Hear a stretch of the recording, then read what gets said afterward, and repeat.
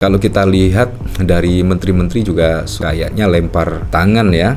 Seperti halnya AHY bahkan juga tidak mengetahui HGB tersebut terbit, dan bahkan juga menteri sebelum AHY juga sama halnya, juga menyatakan tidak tahu menahu soal HGB tersebut. Jadi kita tanya siapa kira-kira ya?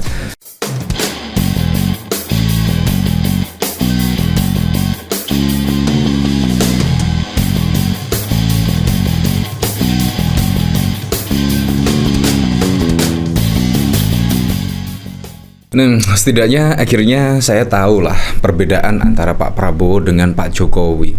Ya, perbedaannya sangat jauh sekali, bagai langit dan bumi.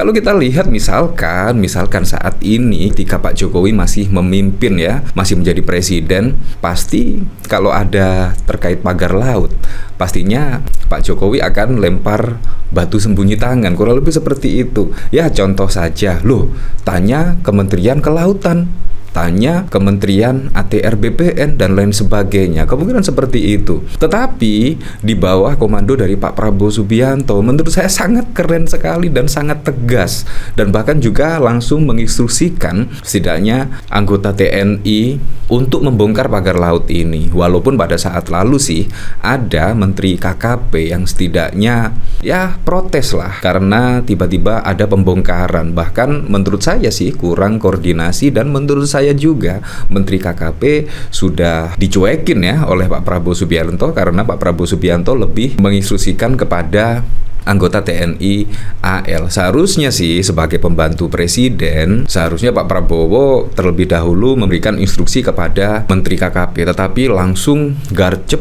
membongkar. Menurut saya itu sangat keren sekali lah. Merugikan masyarakat, merugikan nelayan, langsung bongkar. Tidak usah banyak omon. Wah, ya menurut saya apa yang dikatakan oleh Pak Prabowo Subianto pada saat debat Pilpres pada saat lalu hanya omon-omon, saat ini terbukti lah Pak Prabowo ternyata lebih tegas ya, setidaknya dari Pak Jokowi, lebih berani dari Pak Jokowi. Menurut saya seperti itu. Kalau kita lihat pada saat lalu juga ketika pemerintah dan DPR pada saat lalu sudah memutuskan akan ada kenaikan PPN sebesar 12%, Pak Prabowo pun juga sudah tegas menolak ya. Setidaknya PPN 12% itu hanya untuk barang yang super mewah seperti pesawat jet pribadi dan kapal pesiar. Menurut saya sangat keren. Dan bahkan juga dari anggota TNI Angkatan Laut itu sudah dikerahkan sebanyak 2.623 orang. Ini sangat wow sekali. Nah, bayangkan membongkar pagar laut ini juga pastinya membutuhkan anggaran yang sangat besar sekali untuk membongkar. Nah, kira-kira anggaran dari mana ini ya untuk membongkar pagar laut yang membentang sepanjang 30 km. Yang cukup unik kalau kita lihat dari sini ya, bahkan AHY juga tidak mengetahui terkait HGB pagar laut tersebut. Ini juga sangat lucu sekali ya. AHY mengaku tak tahu soal HGB pagar laut saat menjabat Menteri ATR BPN. Terus saya berpikir lagi, wah, sebelum AHY kira-kira siapa ya yang menjadi Menteri ATR BPN? Mantan Panglima TNI Hadi Cahyanto. Wah, kalau kita lihat dari sini juga, Hadi Cahyanto pun juga tidak tahu soal sertifikat pagar laut terbit di eranya. Ini juga sangat mengejutkan sekali. Ya, ATR BPN ya. Jadi tidak tahu karena yang diterbitkan itu di laut. Kemungkinan yang menerbitkan itu Kementerian Kelautan karena pagarnya ada di laut atau HGB-nya berada di laut. Ya, kita tidak tahu. Yang jelas ini saling lempar tangan. Apalagi juga kita lihat menteri-menteri dari era Pak Jokowi. Mantan Panglima TNI Hadi Cahyanto juga menteri dari Jokowi.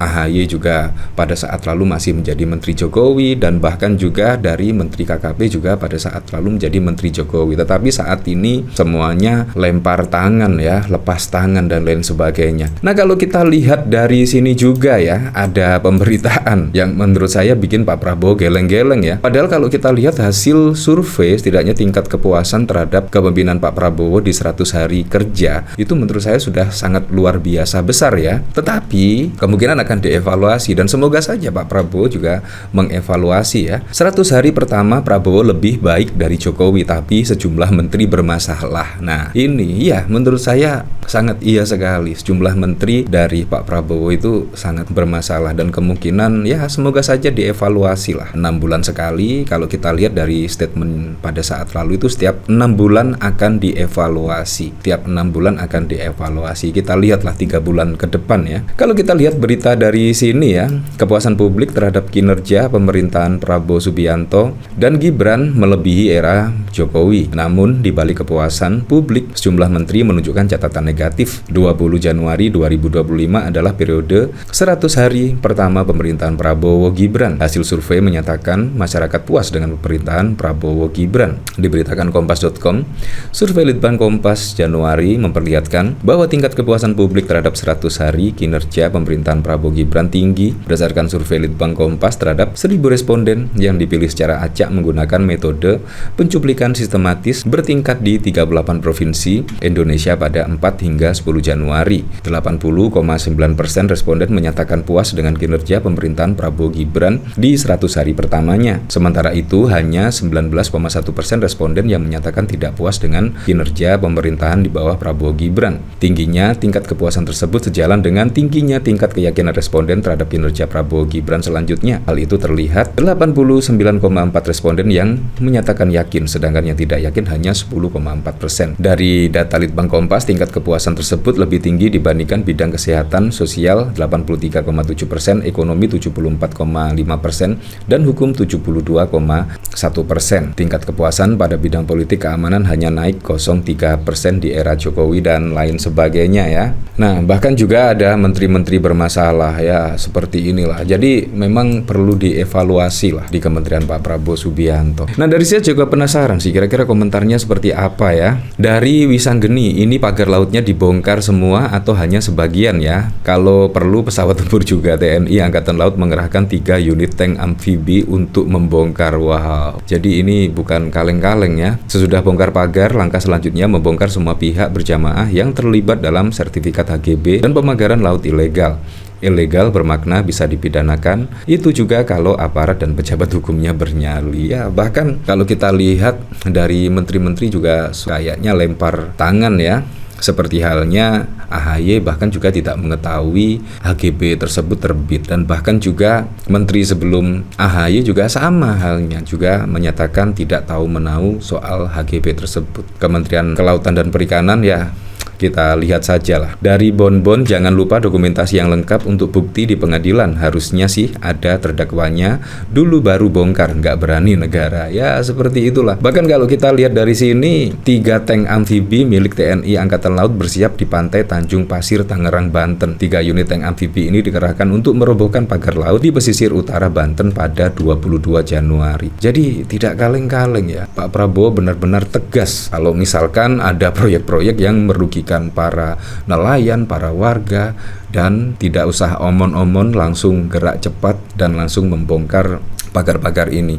Ya semoga sajalah pagar-pagar ini cepat dibongkar dan bisa melakukan aktivitas lagi ya para nelayan-nelayan tersebut ya. Dan semoga saja setelah pagar laut dibongkar ya minimal tidaknya ada dalangnya lah. Dalang semua itu siapa? Dalang yang membuat pagar-pagar, dan bahkan juga kalau kita lihat ada HGB-nya, bayangkan ya. Menteri AHY bahkan juga tidak mengetahui ada HGB tersebut, dan bahkan juga menteri sebelum AHY juga tidak tahu. Jadi kita tanya siapa kira-kira ya.